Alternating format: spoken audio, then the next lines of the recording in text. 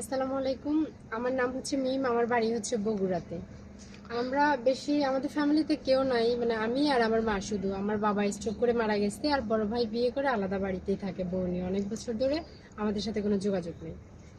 আর আমি হচ্ছে লেখাপড়া বেশি একটা করতে পারিনি, ম্যাট্রিক পাস করছি, তা বাবা মারা যাওয়ার পরে মা আছে, মাই সংসারের হাল ধরছে, যার কারণে আমি আর লেখাপড়া করতে পারিনি। অনেক ইচ্ছা ছিল লেখাপড়া করে ইন্টার কমপ্লিট করে পুলিশে অ্যাপ্লাই করব, চাকরি নিব, সে ভাগ্য আমার করে ওঠে না। আর তাছাড়া অনেকের কাছে সহানুভূতির হাত বাড়ানো, মানে চাওয়ার পরেও কেউ হাত বাড়াই দেয়নি। ভাবছি যে কেউ হয়তো সহযোগিতা করবে, আমি একটু লেখাপড়া করে একটা চাকরি করব।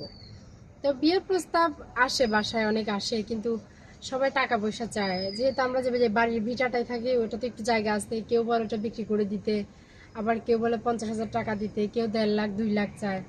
তা আমরা গরিব মানুষ, আমার মা দিতে পারে না, এই জন্য বিয়েও হয় না। আর ঘরের ভিটাটা যদি বিক্রি করে দেয় তাহলে আমরা থাকবো কোথায়?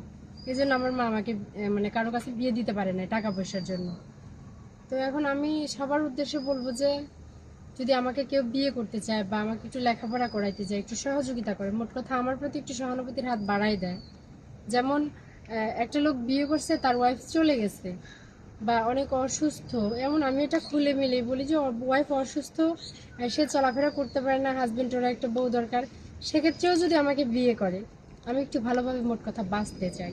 সে যদি বিয়ে করে আমাকে নিয়ে তার ওয়াইফের সেবা যত্ন করার জন্য রাখে, তার ওয়াইফ যদি আমাকে মেনে নেয়, আমার কোনো আপত্তি নেই।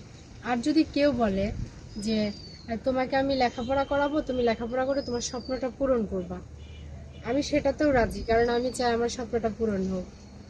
বয়স যদি বেশি হয়, কোনো ভাইয়ের বয়স যদি বেশি হয়, যে বয়স বেশি, আমি বিয়ে করব কিনা, এটা আমি বলে দেই, বয়স বেশি হলেও অসুবিধা নাই, আমাকে ভালো রাখতে হবে, আমার সাথে কোনো বাটপারি করা যাবে না, বা বিয়ে করব আশা দিয়ে ছেড়ে যাওয়া যাবে না।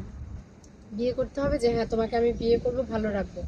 আর যেহেতু আমার মা এখন আমাকে চালাচ্ছে, আমাদের সংসারে আর কেউ নাই, আমার মা টেলারি কাজ করে আমাদের সংসার চালাচ্ছে, তাই আমার মাকে একটু দেখতে হবে। আমার মাকে আমি যেন সাপোর্ট দিতে পারি, আমার মাকে সেই সুযোগটা আমাকে দিতে হবে। টাকা পয়সা লাগবে না, আমি মাঝে মাঝে আমার মাকে দেখতে আসবো। আর কেউ বিয়ে করে যদি বলে যে হ্যাঁ মোবাইলে বিয়ে করবো তোমাকে আমি, তুমি আমার সাথে সংসার করবো, আমি দেশে আসলে তোমাকে, এত বছর পর দেশে এসে তোমাকে উঠাই নিয়ে যাবো আমার ফ্যামিলিতে, আমার কোনো আপত্তি নেই, আমি মোবাইলেও বিয়ে করে রাখতে পারবো।